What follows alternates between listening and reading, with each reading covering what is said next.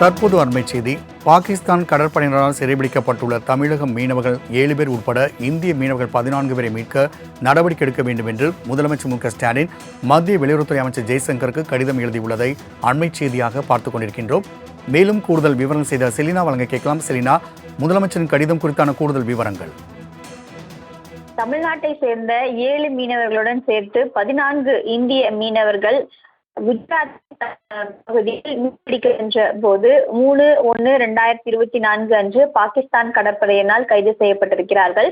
இந்த நிலையில் கைது செய்யப்பட்டிருக்கக்கூடிய மீனவர்களையும் அவர்களின் மீன்பிடி இயந்திர படகுகளையும் உடனடியாக விடுவிக்க உரிய நடவடிக்கை மேற்கொள்ளுமாறு தற்பொழுது மத்திய அரசை வலியுறுத்தி மத்திய வெளியுறவுத்துறை அமைச்சர் ஜெய்சங்கருக்கு முதலமைச்சர் மு.க.ஸ்டாலின் கடிதம் எழுதியிருக்கிறார். இக்கடிதத்தில் 14 மீனவர்களையும் உடனடியாக விடுவிக்க வேண்டும் எனவும், பாகிஸ்தான் கடற்படையினால் கைது செய்யப்பட்டிருக்கக்கூடிய மீனவர்களையும் 10 மாதங்கள் முடிவடைந்திருக்கக்கூடிய நிலையில் மீனவர்களின் தற்போதைய நிலை குறித்தோ அவர்களின் விடுவிப்பதற்கான முயற்சிகள் எதுவும் எடுக்கவில்லை என்றும், இது தொடர்பாக உடனடியாக விரைந்து நடவடிக்கை மேற்கொள்ள வேண்டும் என்றும் இந்த கடிதத்தில் குறிப்பிடப்பட்டிருக்கிறது.